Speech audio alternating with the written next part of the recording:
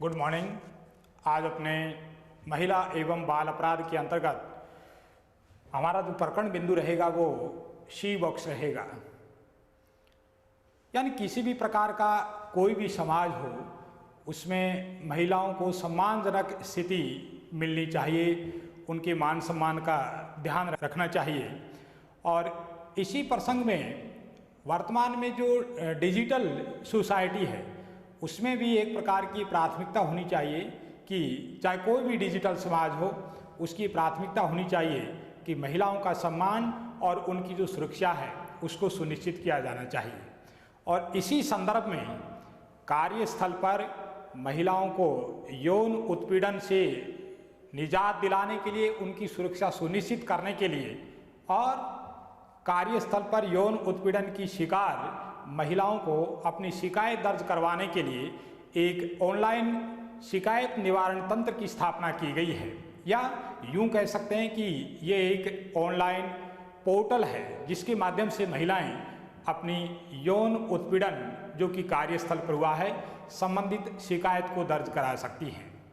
तो ये एक बहुत ही अच्छा प्लेटफॉर्म है जिसे केंद्रीय महिला और बाल विकास मंत्रालय के प्रयासों से संबंधित विभाग की मंत्री या केंद्रीय महिला एवं बाल विकास मंत्री श्रीमती मेनका गांधी के द्वारा सन 2017 में इस पोर्टल को लॉन्च किया गया था। तो ये केंद्रीय संस्थानों में या केंद्रीय मंत्रालयों में, विभागों में या विभिन्न प्रकार के जो लोक उपक्रम हैं या जो सार्वजनिक उपक्रम हैं अथवा जो संस्थान हैं या जो विभाग हैं उनमें कामकाजी महिलाओं को कार्यस्थल पर या वर्क प्लेस पर यौन उत्पीड़न की सुरक्षा प्रदान की गई है या यौन उत्पीड़न का निवारण करने के लिए एक शिकायत तंत्र डेवलप किया गया है और उसी का नाम है शी पोर्टल, या इसी को सेक्सुअल हरेसमेंट इलेक्ट्रॉनिक बॉक्स की संज्ञा दी गई है। तो इसका संक्षिप्त रूप है वो पूछा जा सकता है, शी पोर्टल या शी बॉक्स है, उसका संक्षिप्त रूप क्या है, संक्षिप्त नाम क्या है।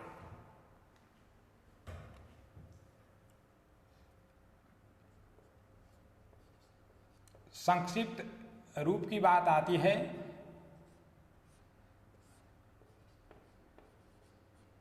तो वो सेक्सुअल हरेसमेंट इलेक्ट्रॉनिक जो बॉक्स है उसी को शी बॉक्स की संज्ञा दी गई है।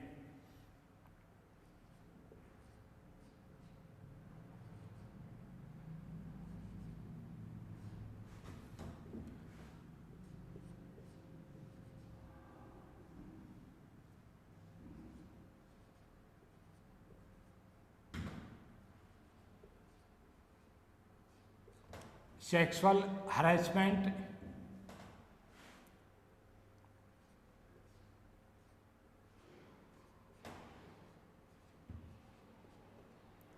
इलेक्ट्रॉनिक बॉक्स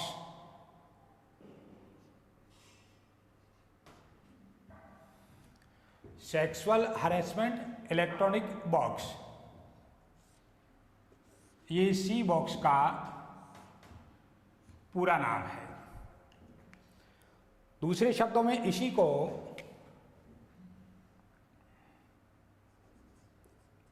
लैंगिक उत्पीड़न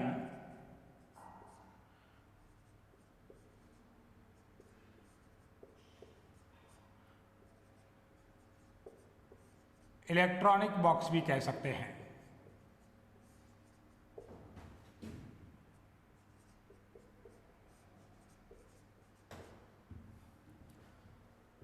अब जैसा कि हम चर्चा कर रहे हैं कि इस पोर्टल को लॉन्च करने का या इसका विकास करने का जो कार्यक्रम है या इस पोर्टल को विकसित करने का जो काम है या योजना है वो केंद्रीय महिला एवं बाल विकास मंत्रालय द्वारा किया गया है।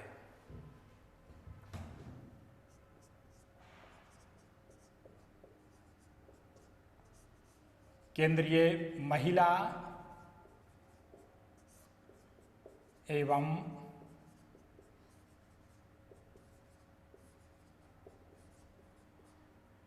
बाल विकास मंत्रालय द्वारा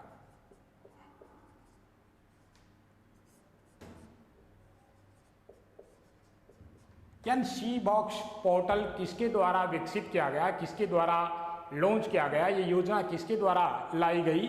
तो ये केंद्रीय महिला एवं बाल विकास मंत्रालय का प्रयास है। और इसको कब शुरू किया गया? तो उस समय जो केंद्रीय महिला एवं बाल विकास मंत्री श्रीमती मेनका गांधी जी हैं, उनके द्वारा 2017 में इसको लॉन्च किया गया है।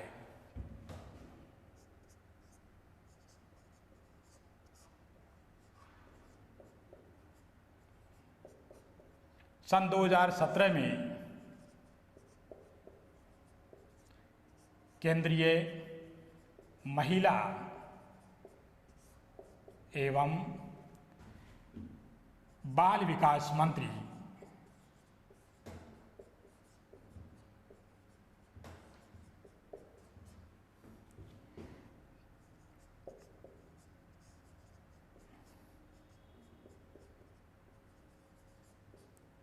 मेनका गांधी या मेनका संजय गांधी द्वारा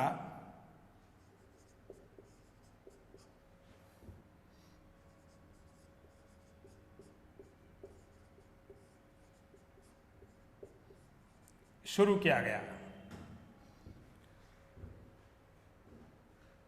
अब संबंधित जो सन है या जो अवधि है या लॉन्च होने की जो डेट है वो भी पूछी जा सकती है। तो ये 24 जुलाई 2017 मानी जाती है। और ये क्या है, यानी सीबॉक्स क्या है, जिससे हमने इसका संक्षिप्त रूप लिखा है कि सेक्सुअल हरेसमेंट इलेक्ट्रॉनिक बॉक्स ये है। तो ये कार्यस्थल पर यौन उत्पीड़न संबंधी शिकायतों को दर्ज करने का ऑनलाइन शिकायत तंत्र है।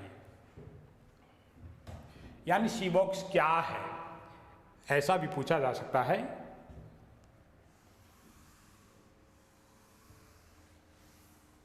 तो कार्यस्थल पर महिलाओं का लैंगिक उत्पीड़न या यौन उत्पीड़न, इसकी शिकायत दर्ज करने का ये एक ऑनलाइन पोर्टल है या शिकायत तंत्र है, या शिकायत प्रबंधन पोर्टल भी इसको कह सकते हैं। सीबॉक्स क्या है?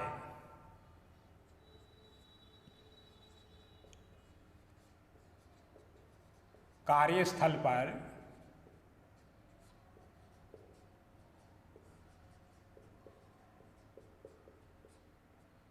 महिलाओं की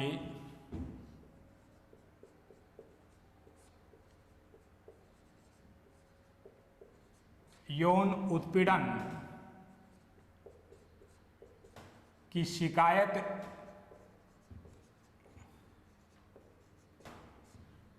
दर्ज करवाना कह दो या प्रतिवेदित करवाना कह दो, एक ही बात है। शिकायत दर्ज करवाने का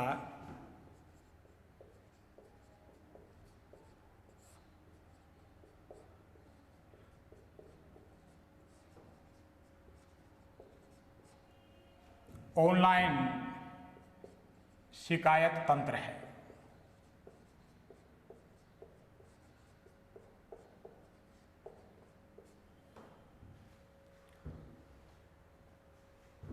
अब जब महिला सुरक्षा की बात आती है या लैंगिक उत्पीड़न की बात आती है या यौन उत्पीड़न की बात आती है, तो यौन उत्पीड़न की परिभाषा क्या हो सकती है? यानी जाने अनजाने में या जानबूझकर इस प्रकार का स्पर्श या शारीरिक संपर्क हो सकता है, या इसके लिए आगे बढ़ना, शारीरिक संपर्क और उसके लिए आगे बढ़ना, यौन स्वीकृति की मांग करना या इस प्रकार का प्रस्ताव रखना, अश्लील टिप्पणी करना, अश्लील चित्र और पत्रिका आदि दिखाना, और यौन प्रकृति का कोई भी शाब्दिक और गैर शाब्दिक आचरण इसमें शामिल होता है। अथवा जब किसी महिला को धमकी दी जाती है तो वह भी यौन उत्पीड़न की श्रेणी में आता है। और उसकी स्वास्थ्य और सुरक्षा से संबंधित जो मानदंड हैं उनके अगर प्रतिकूल माहौल बनाया जाता है तो उसको भी यौन उत्पीड़न में शामिल करेंगे या वह भी यौन उत्पीड़न की परिभाषा के अंतर्गत आता है। तो यौन उत्पीड़न क्या है, या इस सी बॉक्स के अंतर्गत यौन उत्पीड़न क्या है?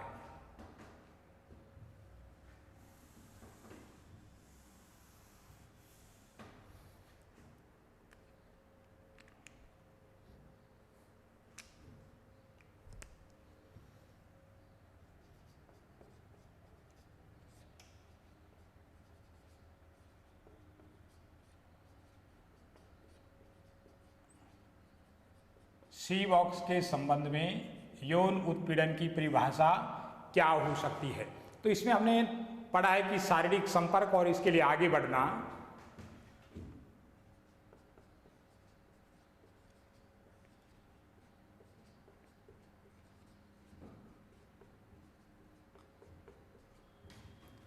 और इसके लिए आगे बढ़ना,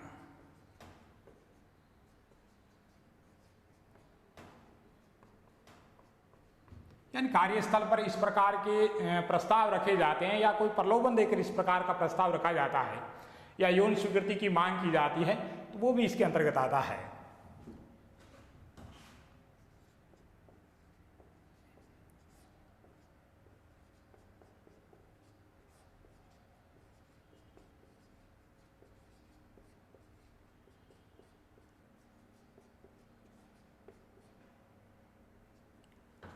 अश्लील चित्र और पत्रिका आदि दिखाना,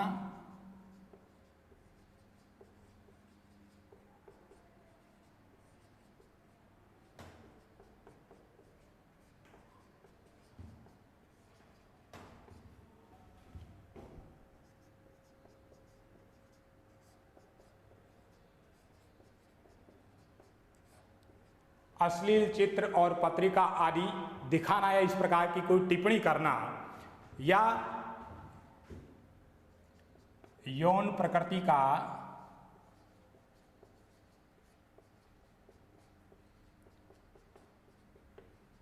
शाब्दिक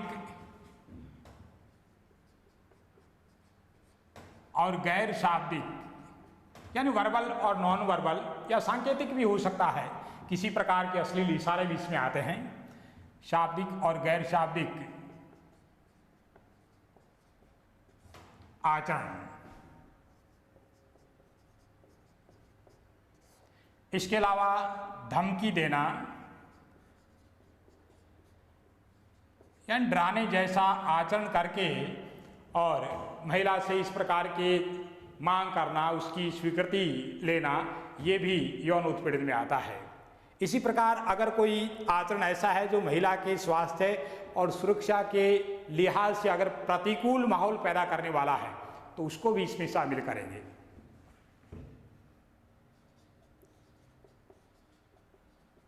स्वास्थ्य एवं सुरक्षा के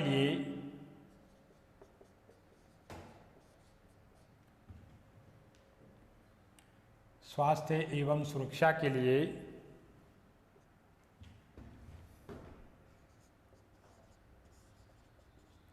प्रतिकूल माहौल बनाना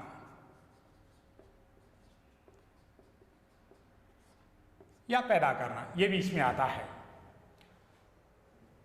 अब सी बॉक्स से जुड़ी हुई कुछ एक और बातें भी हैं, यानी ये सिंगल विंडो एक्सेस इस प्रकार का पोर्टल है। सी बॉक्स क्या है, तो ये इसकी एक और विशेषता है कि ये यौन उत्पीड़न के खिलाफ सिंगल विंडो एक्सेस है।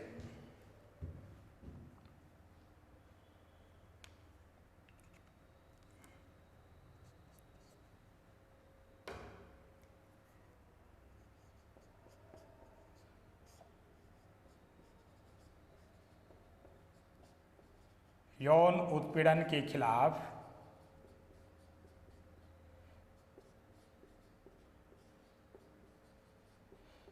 सिंगल विंडो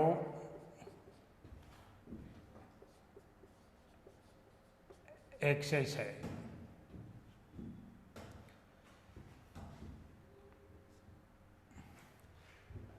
और इसमें जो कार्रवाई होती है उसको ट्रैक करने की सुविधा भी है, यानी जो शिकायतकर्ता महिला है वो शिकायत करने के बाद संबंधित मामले पर या जो भी शिकायत दर्ज करवाई गई है उस पर क्या प्रोग्रेस है, उसका स्टेटस है, उसको वो देख सकती है। या महिला एवं बाल विकास मंत्रालय और संबंधित विभाग उस पर निगरानी रख सकता है। इस प्रकार की सुविधा सी बॉक्स पोर्टल के माध्यम से प्राप्त है। तो कार्रवाई की स्थिति को संबंधित पीड़िता या उसका विभाग या महिला एवं बाल विकास मंत्रालय अपनी निगरानी में रख सकता है, इसको ट्रैक कर सकता है या उसको ऑब्जर्व कर सकता है। तो यह है कार्रवाई की स्थिति को ट्रैक करने की सुविधा देती है।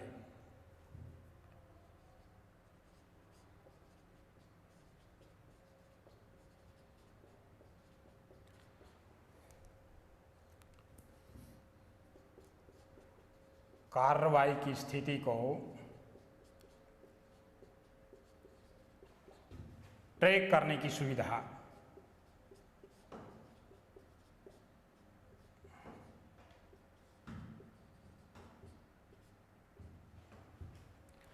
अब जो सी पोर्टल है वो किसके लिए बनाया गया है, तो हमने चर्चा की कि केंद्रीय महिला एवं बाल विकास मंत्रालय द्वारा इस प्रकार का एक ऑनलाइन प्रयास किया गया है और एक बहुत ही अच्छी योजना इस प्रकार की जुलाई 2017 में लॉन्च की गई। तो ये न केवल निजी क्षेत्र में या न केवल सरकारी क्षेत्र में बल्कि संगठित और असंगठित कार्य क्षेत्र की जो कामकाजी महिलाएं हैं उनको यौन उत्पीड़न संबंधी मामलों से सुरक्षा प्रदान करने वाला पोर्टल है।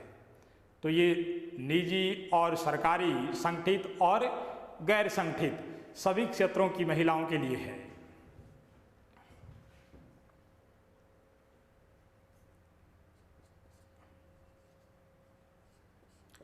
यह संगठित व असंगठित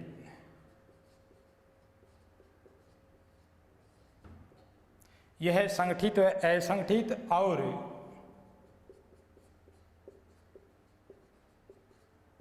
निजी व सरकारी, यानी चाहे वो संगठित हो या असंगठित प्रकार का कार्य क्षेत्र हो या वो निजी हो या फिर सार्वजनिक हो या सरकारी हो, सभी तरह के कार्यस्थलों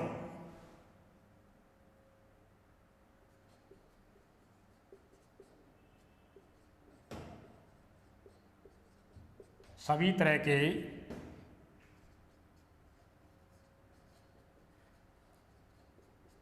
कार्यस्थलों की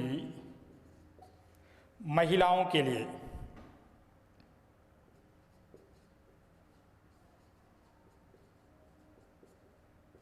या महिलाओं की सुविधा के लिए है।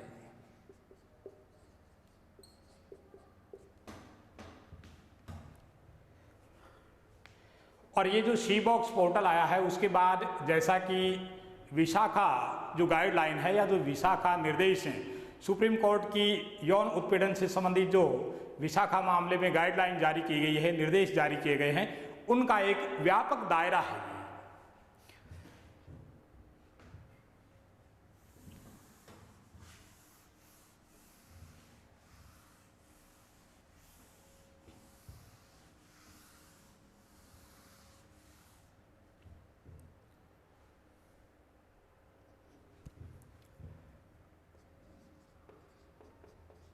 विशाखा मामले को ध्यान में रखकर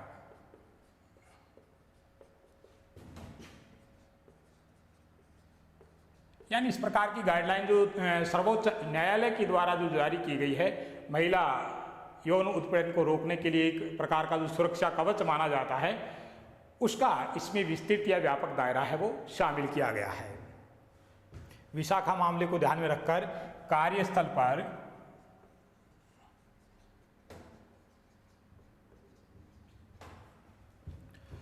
यौन उत्पीड़न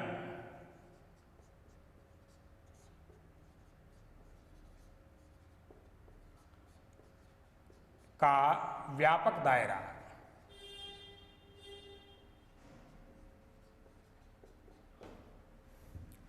और ये हर उम्र की और हर तरह के जो वर्क प्लेस हैं या जो वर्क स्टेट्स वाली महिलाएं हैं उनको सुरक्षा प्रदान करने वाला पोर्टल है।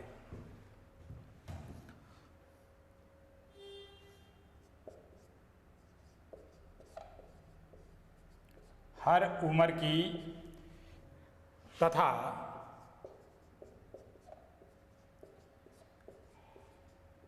हर तरह की वर्क स्टेटस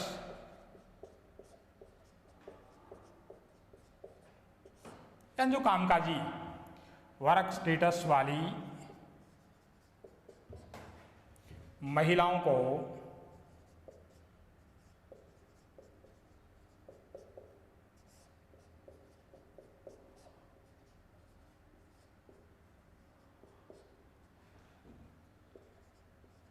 सुरक्षा प्रदान करता है।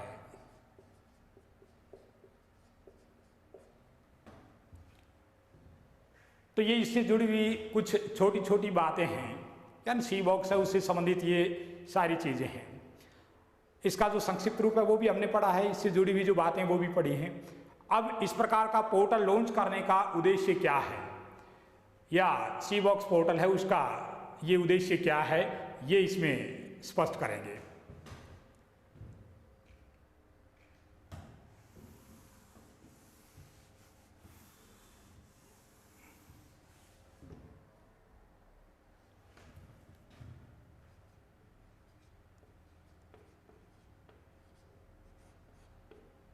यानी सी पोर्टल को क्यों लाया गया, इस प्रकार का पोर्टल या इलेक्ट्रॉनिक बॉक्स है वो क्यों लॉन्च किया गया।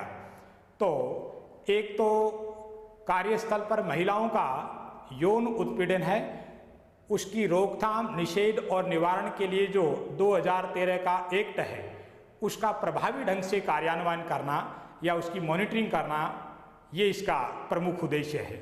इसके साथ ही प्रत्येक स्थल पर या हर कार्यस्थल पर यौन उत्पीड़न का सामना कर रही महिलाओं को त्वरित रूप से या शीघ्रता से या कम अवधि में न्याय दिलाना और राहत प्रदान करना भी इसका उद्देश्य है।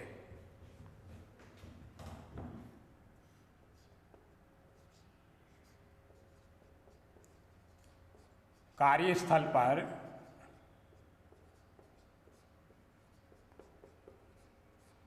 यौन उत्पीड़न का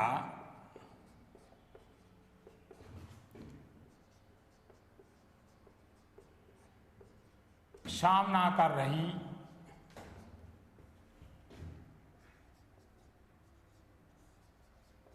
महिलाओं को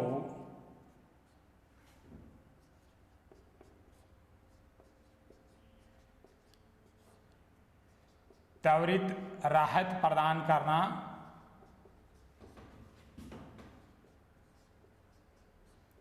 और न्याय दिलाना।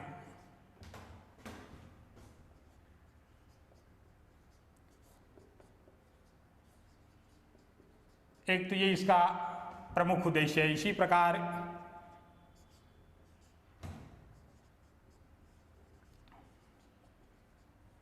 कार्यस्थल पर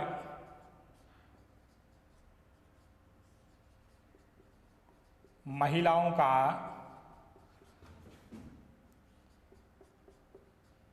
यौन उत्पीड़न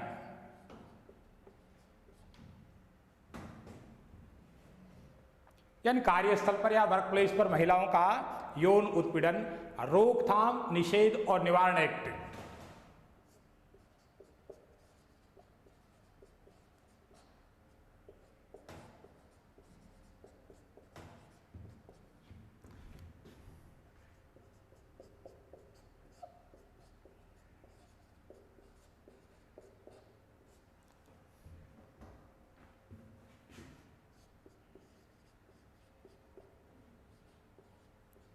दो 2013 का प्रभावी कार्यान्वयन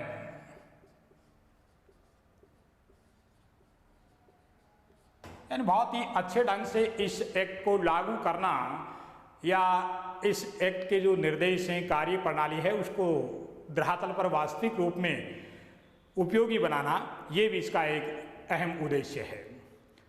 अब इसके बाद जो शिकायत होती है वो कहाँ होती है, इसकी शिकायत है वो कहाँ की जाए। तो ये शुरुआती तौर पर केंद्रीय मंत्रालयों के अधीन या केंद्रीय सरकार के या केंद्र सरकार के जो महिला कर्मचारी हैं, यानी सेंटर का जो टोटल कार्मिकों का हिस्सा है उसकी लगभग 11% महिलाएं हैं। तो उन 11% महिलाओं को अपने कार्यालय में या कार्यस्थल पर या वर्क प्लेस पर यौन उत्पीड़न का शिकार न होना पड़े, लैंगिक अपराधों से उसकी सुरक्षा सुनिश्चित हो सके, इसके लिए इस प्रकार का पोर्टल है वो शिकायत दर्ज करवाने के लिए लॉन्च किया गया है। और इसकी जो प्रक्रिया है उसमें आंतरिक शिकायत समिति, जिसको इंटरनल कंप्लेंट कमेटी या स्थानीय शिकायत समिति यानी लोकल कंप्लेंट कमेटी, इस प्रकार की जो समितियां बनाई गई हैं, उनके माध्यम से इस बॉक्स को बहुत ही प्रभावी रूप दिया गया है। यानी शुरुआती तौर पर अगर कोई पीड़िता है तो वह अपनी शिकायत अगर पहले ही इस प्रकार की समिति के सामने दर्ज करवा चुकी है तो वह दोबारा भी इस प्रकार की शिकायत वो सीधी इस ऑनलाइन तंत्र के माध्यम से दर्ज करवा सकती है। जो शिकायत पीड़िता के द्वारा पहले दर्ज करवाई गई है उसी शिकायत को वह दोबारा भी इस तंत्र के माध्यम से या ऑनलाइन जो पोर्टल लॉन्च किया गया है उसके माध्यम से दर्ज करवा सकती है। ये इस प्रकार की सुविधा ये पोर्टल है वो, या इस प्रकार का जो इलेक्ट्रॉनिक बॉक्स है वो प्रदान करता है। और शिकायत दर्ज होने के बाद सीधे तौर पर संबंधित मंत्रालय, विभाग या जिस लोक उपक्रम या स्वायत्त निकाय में महिला कार्मिक कार्यरत है उसकी जो आंतरिक शिकायत समिति है उसके पास इस प्रकार की शिकायत को या इस प्रकार के मामले को भेज दिया जाएगा। और यदि ऐसे कार्यालय जिनमें कार्मिकों की संख्या 10 से अधिक है और वहाँ अगर आंतरिक शिकायत समिति का गठन नहीं किया गया है तो गठन करना जरूरी होगा। और अगर कार्मिकों की संख्या कम है तो फिर वहाँ संबंधित जिला अधिकारी के द्वारा इस प्रकार की स्थानीय शिकायत समिति गठित होती है, उसके पास इस प्रकार का मामला है वो भेजा जाता है। और संबंधित शिकायत समिति यानी वो चाहे आंतरिक शिकायत समिति हो या स्थानीय शिकायत समिति हो, संबंधित शिकायत की जांच करेगी और इसकी अवधि 30 दिन होती है। और 30 दिन में वो जांच अगर किन्हीं कारणों से पूरी नहीं हो पाती है तो उसकी अधिकतम अवधि है वो 90 दिन होगी। और उसकी रिपोर्ट प्राप्त होने के बाद फिर संबंधित जो समिति है वो रिपोर्ट प्रस्तुत करेगी और रिपोर्ट प्राप्त होने के बाद संबंधित सक्षम अधिकारी उस पर कार्रवाई करेगा। अगर स्थानीय शिकायत समिति के पास इस प्रकार की कोई शिकायत आती है या मामला आता है तो संबंधित जिला अधिकारी 60 दिनों के भीतर उस पर कार्रवाई अमल में लाएगा। ये भी अनिवार्य रूप से इस प्रकार का प्रावधान किया गया है। तो इसमें शिकायत है वो जब दर्ज हो जाती है या इस ऑनलाइन पोर्टल के माध्यम से कोई महिला या पीड़िता अपनी शिकायत दर्ज करवा देती है तो उसको कहाँ भेजा जाता है?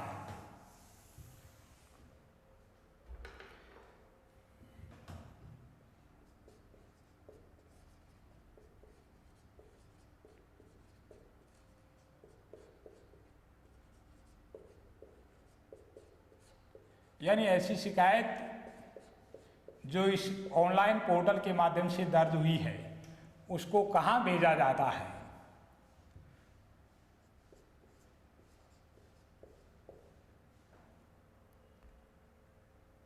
तो इसमें लिखा जाता है संबंधित मंत्रालय, विभाग,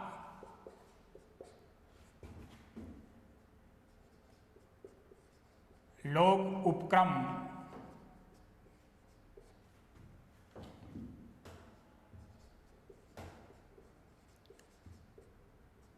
स्वायत्त निकाय या संस्थान की ICC यानी इंटरनल कंप्लेंट कमेटी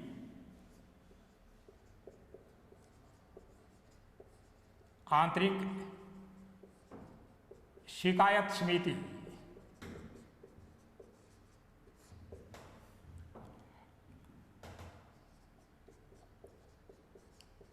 के पास भेजी जाती है।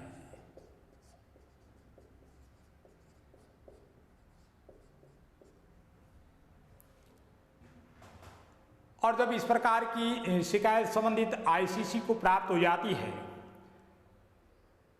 या इस प्रकार का कार्यस्थल जहां संबंधित विभाग में या मंत्रालय के अधीन काम करने वाले कर्मचारियों की संख्या 10 से ज़्यादा है तो वहाँ आईसीसी का गठन होता है, लेकिन अगर कर्मचारियों की संख्या कम है तो ऐसे में शिकायत कहाँ भेजी जाएगी? तो ऐसे में शिकायत है वो स्थानीय शिकायत समिति के पास भेजी जाएगी। संबंधित मंत्रालय, विभाग, लोक उपक्रम, स्वायत्त निकाय या संस्थान संबंधित शिकायत को स्थानीय शिकायत समिति के पास प्रेषित करेगा।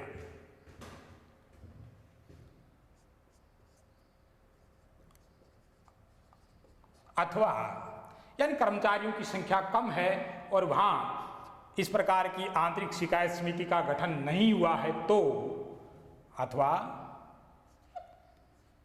एलसीसी या लोकल कंप्लेंट कमेटी,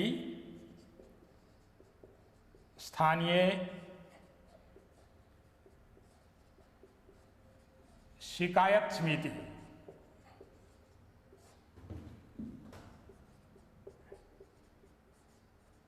के पास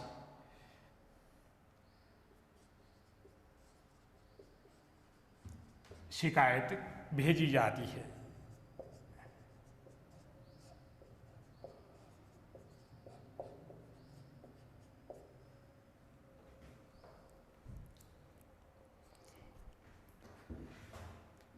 तो ये दो प्रकार की जो कमेटियां हैं या दो प्रकार की समितियां बनी हैं, इनके पास शिकायत है वो भेजी जाएगी। ऐसा प्रश्न है वो पूछा जा सकता है। और शिकायत की अवधि क्या होती है, यानी कितने दिनों के भीतर पीड़िता है वो शिकायत कर सकती है? तो प्रारंभिक तौर पर इसकी अवधि है वो 3 माह मानी जाती है, लेकिन हो सकता है पीड़िता है वो कई बार इस प्रकार के यौन उत्पीड़न की शिकार हुई है। तो ऐसी स्थिति में अंतिम बार जब वो शिकार हुई है, अंतिम बार जब उसके साथ अन्याय हुआ है, उस डेट से और 3 माह की अवधि के भीतर वो शिकायत कर सकती है। हो सकता है वो उस दौरान बीमार हो गई हो या किसी अन्य कारणों से या ध्यान न होने की वजह से वो अपनी शिकायत को दर्ज नहीं करवा पाई है, तो ऐसी अवधि को आगे बढ़ाया जा सकता है और ये बढ़ाने की जो अवधि है वो भी 3 महीने और होगी। यानी शुरुआती तौर पर 3 माह का समय मिलता है और 3 माह के दौरान अगर शिकायत दर्ज नहीं हुई है तो आगामी 3 माह की अवधि में भी शिकायत दर्ज करवाई जा सकती है। जांच पूरी करने की बात आती है तो ऐसी समितियों को, ऐसी कमेटियों को 30 दिन के भीतर अपनी जांच पूरी करनी होगी। अगर 30 दिन में वो संबंधित समिति शिकायत की जांच पूरी नहीं कर पाई तो 90 दिन अधिकतम अवधि होगी।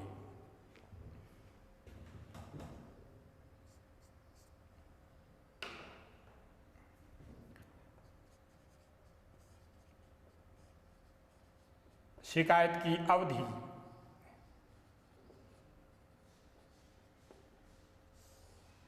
यानी जिस समय सेक्सुअल हरेसमेंट हुआ उसकी 3 माह की अवधि तक, या अंतिम बार जब पीड़िता शिकार हुई है उसकी 3 माह की अवधि तक।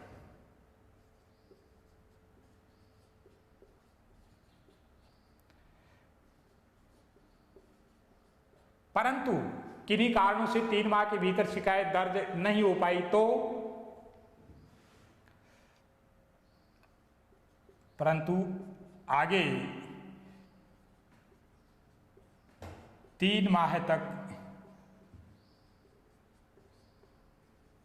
और भी समय मिल सकता है। ये आगामी जो 3 माह की अवधि और मिल सकती है, ये कब मिल सकती है? तो ये विशेष परिस्थितियों में है।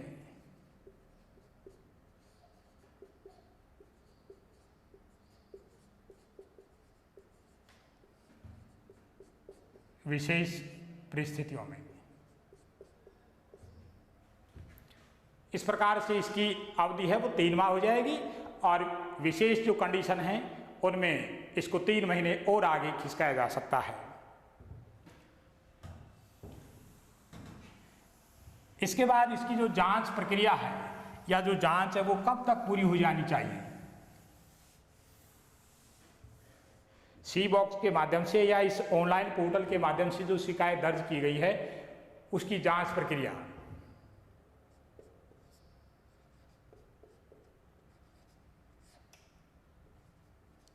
उसकी अवधि क्या है?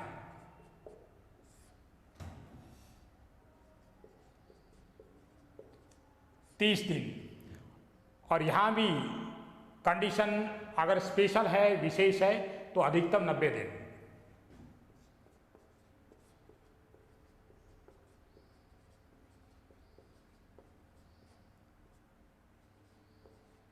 अधिकतम 90 दिन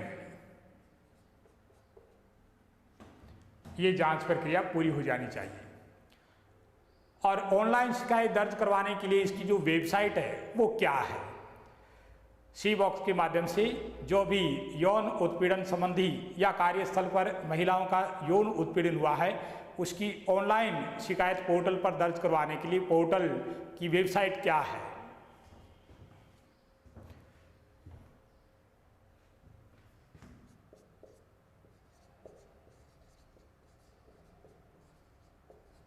वेबसाइट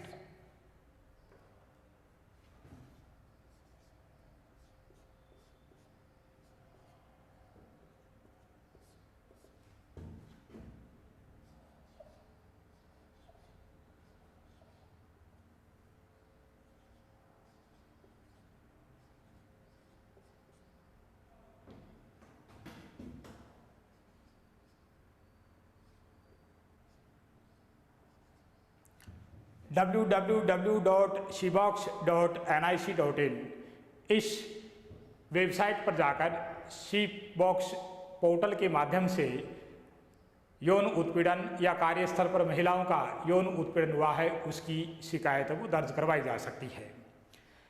इसके बाद इससे जुड़ी हुई जो 2 समितियां हमने पढ़ी हैं, आंतरिक शिकायत समिति यानी जहां कार्यस्थल पर कार्यरत कार्मिकों की संख्या 10 से अधिक है, तो ऐसी स्थिति में वहाँ इस प्रकार की कमेटी या इस प्रकार की समिति का गठन होना अनिवार्य है। और ऐसा कोई केंद्रीय मंत्रालय, विभाग या लोक उपक्रम का या स्वायत्त निकाय का कार्यालय जिसमें कार्मिकों की संख्या या कार्यरत कर्मचारियों की संख्या 10 से कम है, तो वहाँ महिलाओं को कार्यस्थल पर यौन उत्पीड़न से सुरक्षा प्रदान करने के लिए स्थानीय शिकायत समिति का सहारा लेना होता है। तो ये दोनों ही प्रकार की जो समितियां हैं इनका निर्माण किस प्रकार से होता है। इनमें जब पहली समिति की बात आती है, जैसे आंतरिक शिकायत समिति है, इसकी बात आती है तो इसमें अध्यक्ष सहित 4 मेंबर होते हैं और जो अध्यक्ष होगा वो उस कार्यालय में कार्यरत वरिष्ठ महिला कार्मिक होगी और उसके साथ फिर अन्य 3 जो कार्मिक हैं वो सदस्य होंगे। इन 3 जो कर्मचारियों की बात आती है, यानी जो सदस्य के रूप में 3 कार्मिक और हैं, उनमें एक महिला होनी अनिवार्य है। ऐसे कार्यस्थल जहां कार्यरत कर्मचारियों की संख्या 10 से ज़्यादा होती है, वहां उस विभाग में या उस मंत्रालय के अधीन आंतरिक शिकायत समिति का गठन होता है, जो महिलाएं कार्यस्थल पर यौन उत्पीड़न की शिकार होती हैं या पीड़िता होती हैं, वो प्रारंभिक तौर पर अपनी शिकायत उस समिति के सामने रख सकती हैं। अगर वो उस समिति के सामने नहीं रख पाती हैं तो सीधे तौर पर वो ऑनलाइन पोर्टल पर अपनी शिकायत दर्ज करवा सकती हैं और ऑनलाइन पोर्टल पर शिकायत दर्ज होने के बाद भी संबंधित मंत्रालय, विभाग, लोक उपक्रम या इस प्रकार की सार्वजनिक उपक्रम या स्वायत्त निकाय या फिर उस संस्थान की उस सक्षम आंतरिक शिकायत समिति के पास ही मामला भेजा जाएगा। वह उस पर विचार करेगी, उसकी जांच करेगी और कार्रवाई के लिए आगे विभाग को संबंधित दिशा निर्देश से उनके अनुसार कार्रवाई भेजेगी।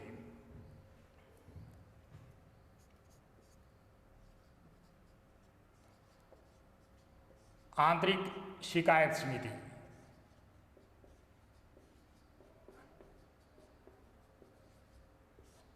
यानी इसका जो गठन है, इसमें एक अध्यक्ष होता है,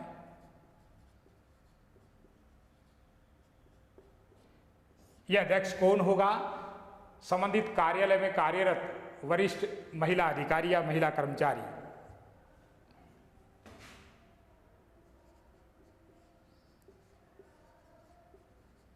कार्यालय में कार्यरत वरिष्ठ महिला कर्मचारी और 3 इसके सदस्य हो जाएंगे।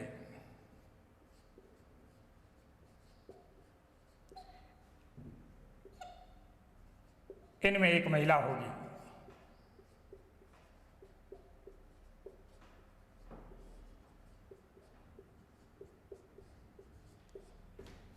यह है आंतरिक शिकायत समिति, यानी जो आईसीसी कही जाती है, उसका ढांचा होता है। यानी इसका गठन है वो टोटल 4 लोगों से होता है। इनमें एक अध्यक्ष और 3 मेंबर।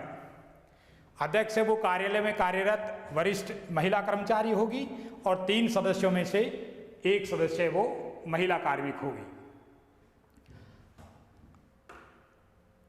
अब इसके बाद दूसरी जो कमेटी है या जो समिति है वो है स्थानीय शिकायत समिति, जिसको एलसीसी के नाम से जाना जाता है।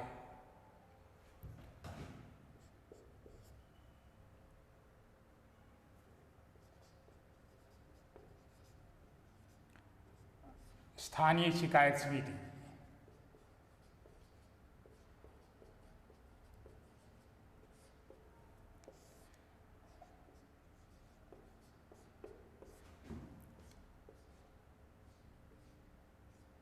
एलसीसी कहा जाता है। इसका जो गठन होता है वो जिला अधिकारी के द्वारा या जिला कलेक्टर के द्वारा किया जाता है।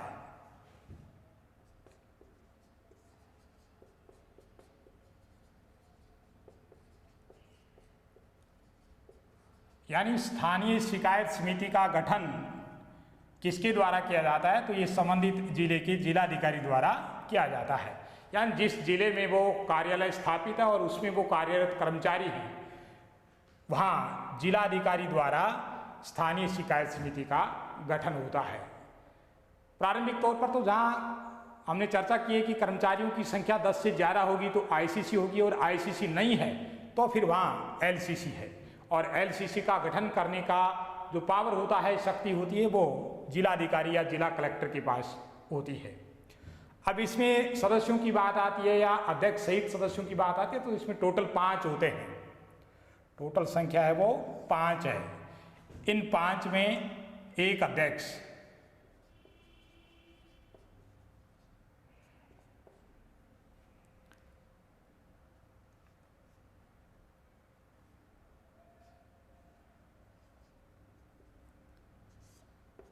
जैसा कि आईसीसी में हमने चर्चा की कि उस कार्यालय में कार्यरत वरिष्ठ महिला कार्मिक या कर्मचारी उसकी अध्यक्षा होगी, लेकिन एलसीसी में यहाँ कोई सामाजिक कार्यों में या इस प्रकार के कार्यों में रुचि रखने वाली या महिला मुद्दों से संबंधित जो प्रख्यात महिला है उसको इसका अध्यक्ष नियुक्त किया जाता है।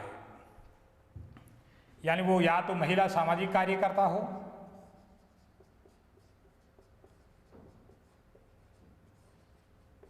महिला सामाजिक कार्यकर्ता, या महिला मुद्दों के लिए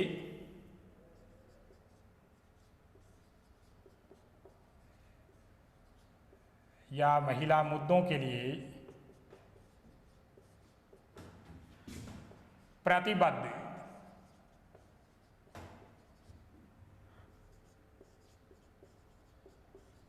प्रख्यात महिला हो।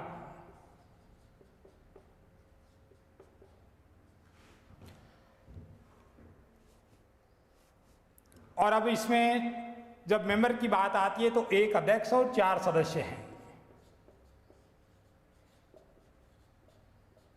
ये किसी एनजीओ के मेंबर हो सकते हैं, यानी गैर सरकारी संगठन से जुड़े कार्यकर्ता।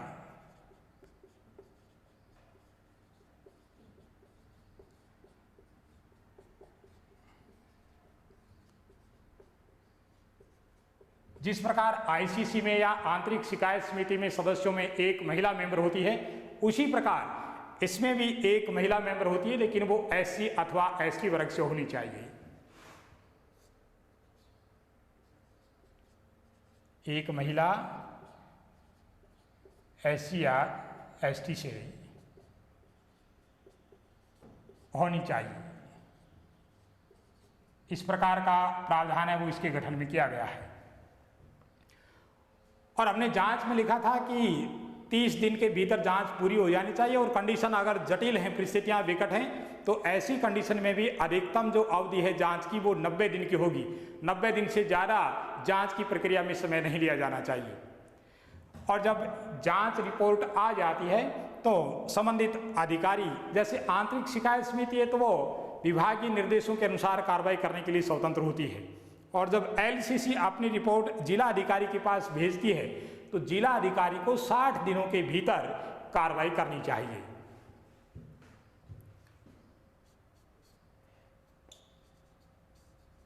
जिलाधिकारी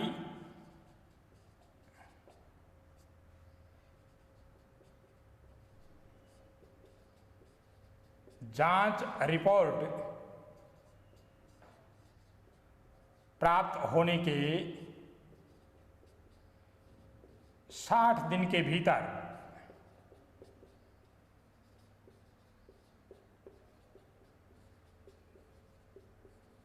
कार्रवाई करेगा। इस प्रकार का विधान इसमें किया गया है। तो ये अवधि है वो 60 दिन है। और जब इस प्रकार की कार्रवाई अमल में ली जाती है तो जो भी निर्देश हैं उनके अनुकूल, जो भी नियम हैं, जो भी विधान है उसके अनुरूप कार्रवाई की जाती है। लेकिन कई बार ये भी होता है कि संबंधित महिला के द्वारा झूठी शिकायत दर्ज करवाई जाती है और ऐसे में हो सकता है कि जिस कर्मचारी पर, जिस अधिकारी पर इस प्रकार का आरोप लगाया गया है वो निर्दोष है, तो फिर संबंधित झूठी शिकायत दर्ज करवाने वाली महिला के खिलाफ भी निर्धारित नियमों के अंतर्गत दंड के प्रावधान किए गए हैं। यानी सक्षम अधिकारी है उसको भी दंडित कर सकता है। तो झूठी शिकायत पर सेवा शर्तों के अनुसार दंड का विधान है।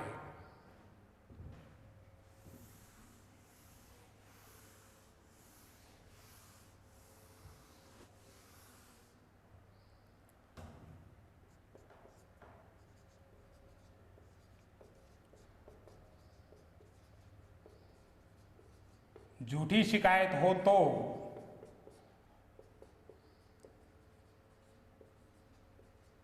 निर्धारित सेवा शर्तों के अनुसार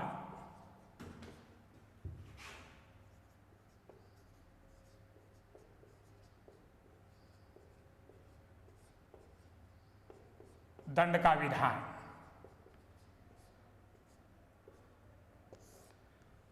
तो इस प्रकार से ये जो शी बॉक्स पोर्टल है या जो शी बॉक्स है या सेक्सुअल हरेसमेंट इलेक्ट्रॉनिक बॉक्स है, उसकी क्या उपयोगिता है, उसकी क्या विशेषताएं हैं, उसका क्या उद्देश्य है, उसका संक्षिप्त रूप क्या है, उसका अर्थ क्या है, शिकायत दर्ज होने के बाद कहाँ भेजी जाती है, शिकायत की जांच अवधि क्या रहती है, शिकायत की जांच पूरी होने के बाद कितने दिनों के भीतर कार्रवाई अमल में ली जाती है। साथ ही आपको ये भी बता दूं कि केंद्रीय मंत्रालयों, विभागों और जो 33 राज्य हैं और जो केंद्र शासित प्रदेश हैं उनके साथ ही जो 653 जिले हैं या जो भारत के जो 653 जिले हैं वहाँ सब जिलों में इसका लिंक किया गया है ताकि प्रभावी ढंग से कार्रवाई की जा सके या इस प्रकार की शिकायतों के प्राप्त होने के तुरंत बाद त्वरित रूप से राहत और न्याय प्रदान किया जा सके। ये इसकी उपयोगिता है। और इसको प्रभावी ढंग से लागू करने के लिए या जो 2013 का एक्ट है, कार्यस्थल पर महिलाओं का यौन उत्पीड़न रोकथाम, निषेध और निवारण एक्ट जो 2013 है, उसका प्रभावी ढंग से कार्यान्वयन हो सके, इसको ध्यान में रखकर इस प्रकार का लिंक किया गया है। धन्यवाद।